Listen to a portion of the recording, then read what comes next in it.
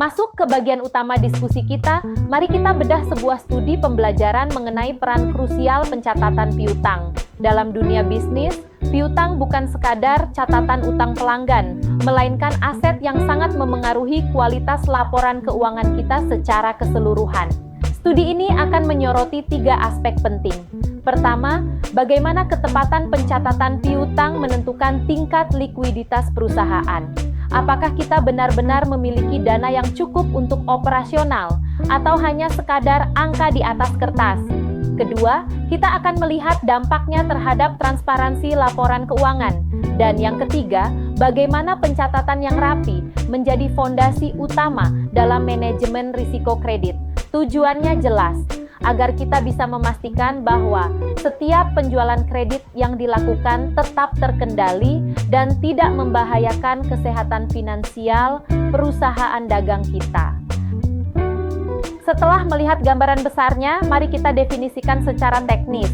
Apa sebenarnya pencatatan piutang itu? Secara sederhana, ini adalah proses akuntansi untuk mendokumentasikan hak tagih perusahaan yang muncul karena kita melakukan penjualan secara kredit kepada pelanggan. Proses ini bukan sekadar urusan administrasi, karena ia memengaruhi 4 aspek vital bisnis kita. Pertama, kualitas laporan keuangan, di mana kita menyajikan nilai aset secara wajar. Kedua, likuiditas perusahaan, karena arus kas masuk dari pelanggan akan menentukan kemampuan bayar kita. Ketiga, ia membantu kita memetakan risiko kredit, yaitu potensi kerugian jika ada piutang yang tidak tertagih. Dan terakhir, pencatatan yang akurat menjadi dasar bagi kebijakan manajemen kredit, yaitu strategi kita dalam memberikan dan menagih kredit kepada pelanggan di masa depan. Singkatnya, tanpa pencatatan yang presisi, kita tidak akan pernah tahu berapa banyak uang nyata yang sebenarnya kita miliki. Agar sesi kita hari ini terarah, ada 6 target kompetensi yang ingin kita capai bersama dalam pembahasan mengenai pencatatan piutang. Pertama, kita akan membedah definisi dan konsep dasarnya agar Anda memiliki pemahaman yang kuat. Kedua, kita akan mengidentifikasi berbagai jenis piutang yang umum ditemukan dalam laporan keuangan. Ketiga, kita akan menganalisis proses teknis bagaimana piutang tersebut dicatat dalam akuntansi perusahaan dagang. Selanjutnya, kita akan mengaitkan teori tersebut dengan contoh nyata di lapangan agar Anda mendapatkan gambaran praktis. Kelima, kita akan belajar menyusun strategi pengelolaan yang efektif untuk menjaga likuiditas perusahaan. Dan terakhir, kita akan mengevaluasi bagaimana dampak seluruh pencatatan ini terhadap laporan keuangan dan arus kas kita. Ke-6 poin ini akan membekali Anda untuk tidak hanya sekadar mencatat, tapi juga mengelola aset perusahaan secara strategis. Bergerak lebih dalam, mari kita bahas strategi yang sangat umum namun berisiko, penjualan kredit. Sederhananya, kita menyerahkan barang sekarang, namun pembayaran baru akan kita terima di waktu tertentu di masa depan. Mengapa perusahaan mau melakukannya? Ada 4 tujuan utama: meningkatkan daya tarik produk, memperluas pangsa pasar, mendongkrak volume penjualan secara signifikan, dan tentu saja memperkuat hubungan jangka panjang dengan pelanggan kita. Namun ingatlah bahwa setiap penjualan kredit membawa bom waktu risikonya sendiri. Ada risiko pelanggan terlambat membayar atau bahkan gagal bayar sama sekali. Hal ini bisa meningkatkan biaya penagihan dan yang paling fatal, menurunkan likuiditas perusahaan.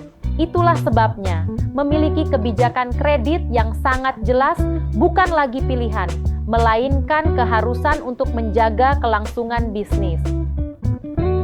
Untuk memitigasi risiko-risiko yang baru saja kita bahas, perusahaan harus memiliki kebijakan kredit yang jelas dan tegas. Ada 4 instrumen utama yang biasa digunakan dalam praktik profesional.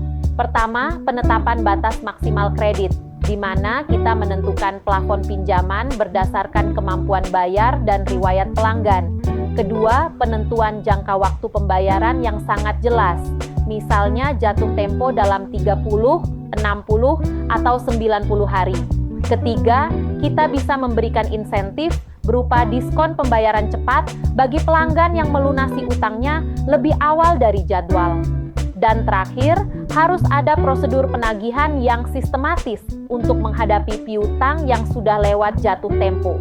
Dengan kombinasi 4 kebijakan ini, perusahaan dapat tetap meningkatkan penjualan tanpa mengorbankan keamanan arus kasnya. Mengapa kita harus mengawasi piutang dengan begitu ketat?